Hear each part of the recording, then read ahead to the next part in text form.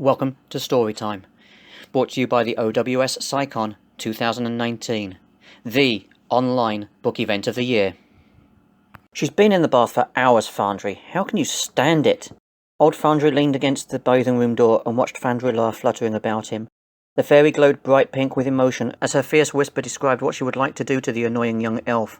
As luck would have it, the elven princess was quite oblivious to this due to her loud and out-of-tune singing in the bath.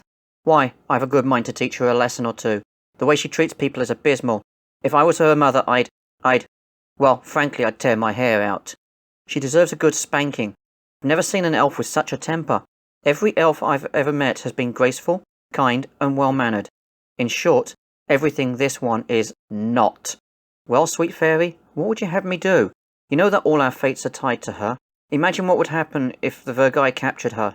The elven shield would most likely collapse, and all of our lands would be overrun with these creatures. Our peaceful peoples wouldn't stand a chance against them. I know that Shari Rose is difficult, but we need her, and she needs us.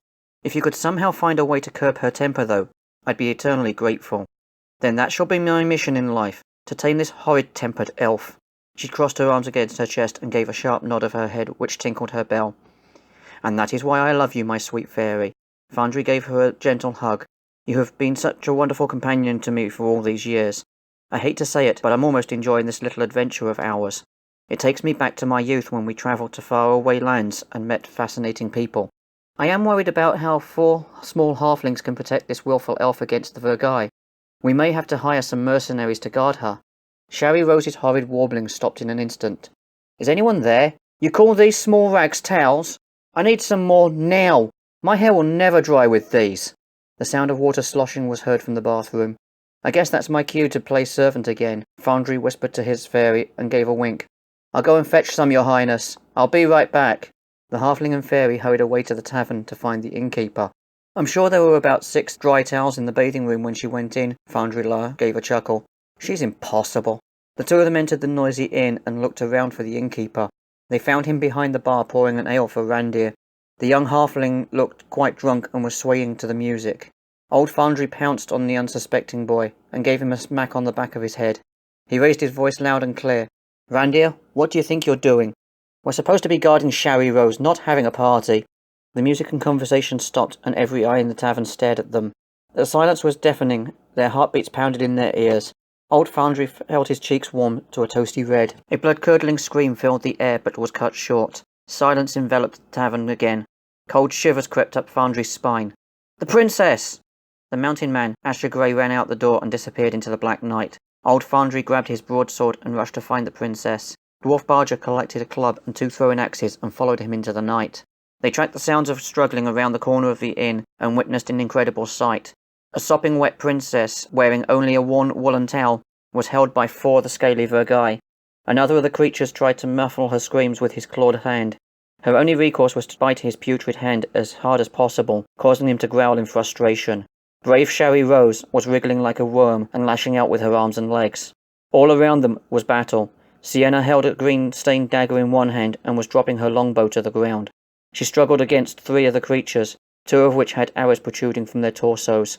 Green blood was welling around the arrow shafts. With a fierce growl, the huntress stabbed at the thinnest area of hide on the intruders' necks. One of the Vergai lunged sideways at Sienna, and his scaly hands wrapped around her hooded neck. The huntress shook and jabbed at him with a dagger. Her bond-fairy was a short distance away, and was so intent in watching the fight that he failed to see a Vergai's rough hands closing around him from behind. The creature clapped his hands together and stunned the bond-fairy. Both the fairy and the halfling collapsed to the ground unconscious. 4 Vergai were moving to surround Dwarf Raja, who was flailing around his 2-headed axe as though he was berserk. Barger gave a yell and rushed to his brother's aid. He threw a small axe which felled one of the creatures, and then used his large wooden club to bash all the Vergai's kneecaps. The 2 dwarves were much shorter than the Vergai, who were about human height, but they made up for it in their fighting prowess. The creatures stood well back from the half-crazed little men. For a moment, Fendi was stunned by being in such close proximity to the large and fearsome Vergai. He was standing there with the dagger drawn, frozen in wide-eyed dread.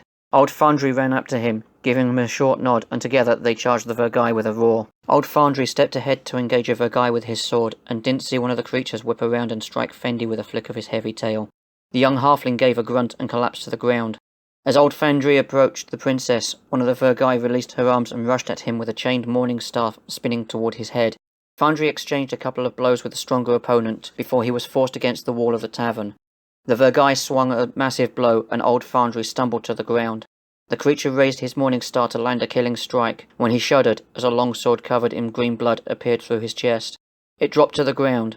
Elf Daron had come to the relieved woodcutter's rescue. The guardian elf looked dizzy on his feet and still had a bandage wrapped around his head from the attack at Lake Haven. He extricated his narrow sword from the Vergai and threw him to the ground. Then he held his hand down to help up the old halfling. Fandry let out a gasp. "Thanks, I'm getting too old for this." He looked around to discover that the Vergai had taken advantage of the chaos and were half carrying, half dragging the screaming princess off into the night. A frantic Fandry glanced around and realized that Raja was the only one still fighting, but was totally surrounded by several big Vergai. Just as all seemed lost, a powerful screech filled the night. This was accompanied by large wings pounding through the damp air, sending forth a mighty burst of flame into the retreating and terrified Vergai. The sky appeared even darker following that brief blast of light. All that Fandry could see was a huge dark shape blotting out the stars. The beast screeched again, and another eruption of flame whooshed right over the top of the fleeing Vergai. Their thick scaly hides seemed to deflect the flames, but still they howled in fear and ran in all directions.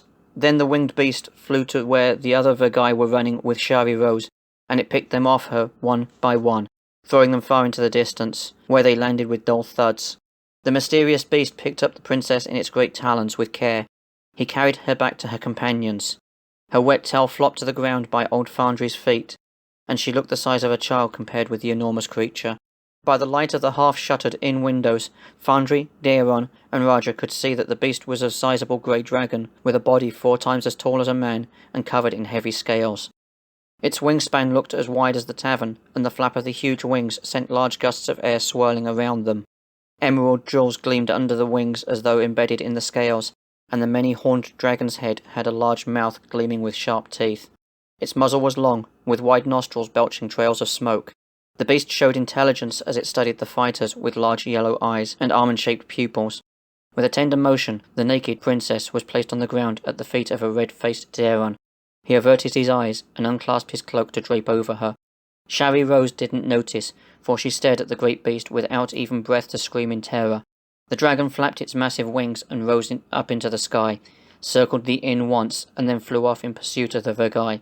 Old Fandry held his breath as he watched the dragon go, spewing yellow fire off in the distance. He had not seen a dragon in 40-odd years, and he was amazed anew by the magnificent sight. This story time was read by Timothy Bateson, and brought to you in conjunction with the OWSCyCon2019. OWSCyCon runs from May 17th through May 19th. You can find us at OWSCyCon.ourrightside.com. Again, OWSCyCon.ourrightside.com. We have events happening across all genres. If you are a reader, you cannot afford to miss this event. You never know. You may just find your next best read.